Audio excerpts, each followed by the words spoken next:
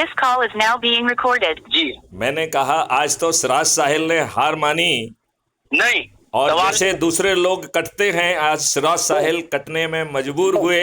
नहीं मैं इस बात से उत्साहित हूं कि मैंने सिराज साहिल का घमंड चूर किया है। तो मेरे घमंड नहीं है, गर्व है।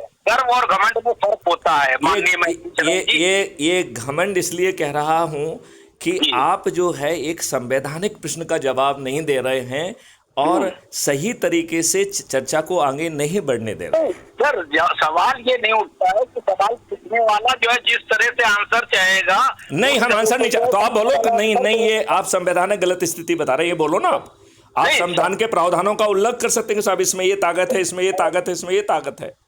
मैं जो कह रहा हूँ माननीय देखिए मेरा एक प्रश्न ये है कि हमने जितना संविधान को पढ़ा है उसके हिसाब से संविधान की केवल या दो ताकत कह सकते हैं।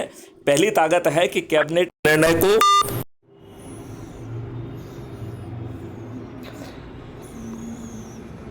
तो पहली ताकत तो ये है कि निर्णय को जो कैबिनेट का निर्णय है उसे देश के प्रेसिडेंट तक पहुंचाया जाए। और दूसरा जो निर्णय है जो कि बहुत आवश्यक है कि जब काउंसिल ऑन मिनिस्टर फॉर्म हो तो उसमें कौन सम्मिलित होगा ये बताया जाए। ये दुर्भाग्य और लज्जा का विषय है कि हम जो है इन मूल प्रश्नों से दूर हट रहे हैं, हम मूल प्रश्नों के तहत बात नहीं कर रहे हैं। ये हमारा सबसे बड़ा संकट है। हमें ये बात समझना पड़ेगी कि देश के प्रधानमंत्रियों ने संवैधानिक शक्तियों का दुरुपयोग किया है। जवाहरलाल नेहरू को कोई संवैधानिक शक्ति नहीं थी कि जब अंग्रेज़ों को 1947 में आरबीआई की बैलेंस शीट के अनुसार जब जो है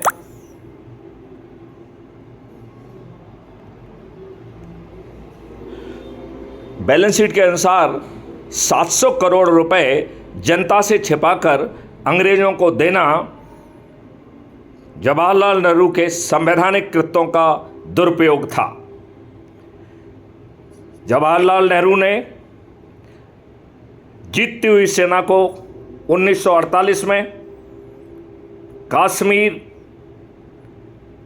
में रोका।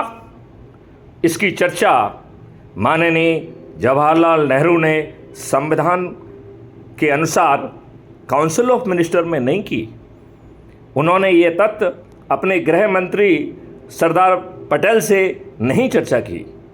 वो सीधे किस अधिकार के तहत ऑल इंडिया रेडियो में पहुंचे और उन्होंने ऑल इंडिया रेडियो में युद्ध विराम और यूनाइटेड नेशन में जाने की घोषणा की।